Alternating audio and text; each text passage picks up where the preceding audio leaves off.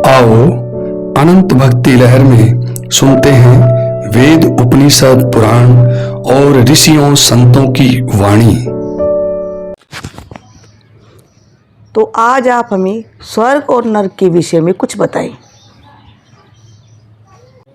हरि अनंत, हरि कथा अनंता, अर्थात हरि का वर्णन करते रहिए, कभी समाप्त नहीं होगा। जब हरि अनंत है और हरि की कथाएं भी अनंत हैं, तो हरि की भक्ति भी अनंत ही होगी। आओ अनंत भक्ति लहर में एक नई कहानी सुनते हैं।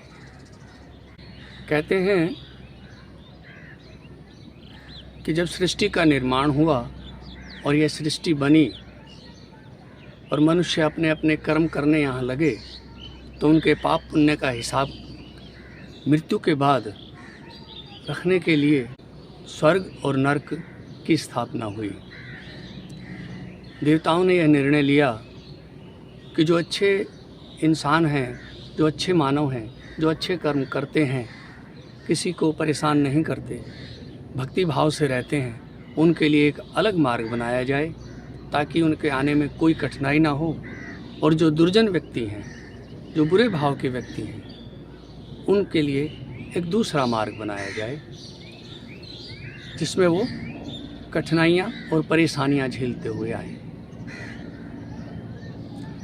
देवताओं ने सभा करके विश्वकर्मा भगवान को यह कहा कि आपने सृष्टि का निर्माण ब्रह्मा जी के साथ मिलकर किया है।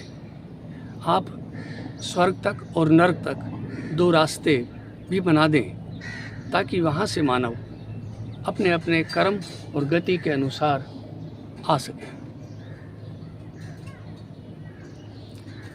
1 वर्ष का समय निश्चित किया गया। 1 वर्ष का समय समाप्त होने वाला था। देवताओं ने कहा कि चलो क्यों न इसका निरीक्षण किया जाए कि कितना कार्य हुआ है। उन्होंने नारद को कहा कि जाओ और देख कर आओ कि पृथ्वी से स्वर्ग और नरक तक 2 रास्ते बनने थे, उनका निर्माण कहाँ तक पहुँचा। नारद जी गए, पृथ्वी का चक्कर लगाया, घूमे, देखा कि यहाँ तो एक ही रास्ता बन रहा है, दूसरे का तो अता पता नहीं, और वह एक रास्ता भी अभी पूरा नहीं है, उसमें भी समय लग सकता है। उन्होंने आके देवताओं को कहा कि ऐसा है कि कार्य आपका कुछ विलंब से ही पूरा होगा, क्योंकि अभी तक दोनों रास्तों पर काम शुरू नहीं हुआ है। एक ही रास्ता है जो बन रहा है और वो भी अभी पूर्ण नहीं है। विश्वकर्मा भगवान से पूछा गया कि आप समय पर यह कार्य पूरा कैसे करेंगे, क्योंकि हमारे पास जो सूचना है दूसरे मार्ग पर तो कार्य भी शुरू नहीं हुआ है। विश्वकर्मा ने कहा आप चिंता न करिए, सब काम समय पर हो जाएगा। धीरे धीरे वह घड़ी आ गई। देवताओं ने देखा कि एक ही मार्ग था। उन्होंने विश्वकर्मा भगवान की तरफ एक आश्चर्य भरी निगाहों से देखा कि प्रभु यह है क्या। प्रभु ने कहा आप चिंता न करें, सभी लोग अपने अपने कर्मानुसार स्वर्ग और नरक तक पहुंच जाएंगे। यह एक ही रास्ता स्वर्ग तक जाता है और यही एक नरक तक भी जाएगा। मैंने इसमें समय भी बचाया है और देवलोक का धन भी बचाया है। मृत्यु के पश्चात व्यक्ति जब स्वर्गलोक और नरकलोक की तरफ जाने लगे, भगवान विश्वकर्मा ने मार्ग में व्यवस्थाएं कुछ अलग ही ढंग से की थी। उन्होंने रास्ते में जगह जगह पेड़ लगाए, कुछ जगह पीने के लिए, पानी पीने के लिए प्याऊ लगा दी। ऐसे ही मार्ग में कुछ कुछ दूरी पर सुविधाएं उन्होंने दी हुई थी। जो सात्विक प्रवृत्ति के लोग थे, वो जब धूप में आते तो कहते कि चिंता ना करो, आगे पेड़ है, हम उसकी छाया में कुछ देर विश्राम करके आगे चलेंगे। जब उन्हें प्यास लगती तो वो पानी पी लेते और प्रभु का धन्यवाद करते कि यहाँ भी आपने हमारे लिए ऐसी व्यवस्था की हुई है।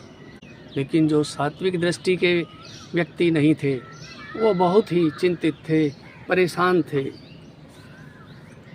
उनके मन के भाव बहुत ही कुटिल थे। वह हर बात में संशय कर रहे थे। जैसे ही उनको धूप लगती मन विचलित हो जाता और वह एक ही बात कहते कि ये क्या रास्ता बनाया है, क्या सारी जगह पेड़ नहीं लग सकते थे, क्या सारे स्थान पर छाया नहीं हो सकती थी। अब कहीं वर्षा होती है, कहीं ओले पड़ते हैं, हम बड़े परेशान हैं।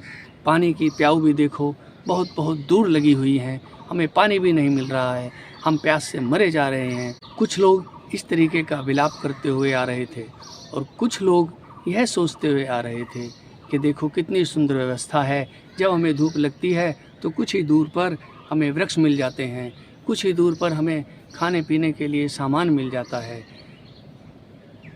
अर्थात जिसके जैसे भाव थे उसको वैसा ही वह मार्ग सुझाई दे रहा था। विश्वकर्मा भगवान ने मुस्कुराकर देवताओं की तरफ देखा और कहा, देखा मैंने एक रास्ता बनाकर अपना कार्य भी समय पर पूरा कर दिया और नरक लोक में जाने वाला व्यक्ति अपने नरक को साथ लिए चलेगा और स्वर्ग लोक में जाने वाला व्यक्ति अपने स्वर्ग को भी साथ लिए चलेगा, क्योंकि जिसका जैसा स्वभाव होगा, जिसके जैसे भाव होंगे, वैसी ही उसकी मनोस्थिति हो जाएगी। अब सोचिए आप ही, क्या इस संसार में हम भी इसी प्रकार अपना अपना स्वर्ग और नरक लेकर नहीं चल रहे हैं? ओम नमः शिवाय।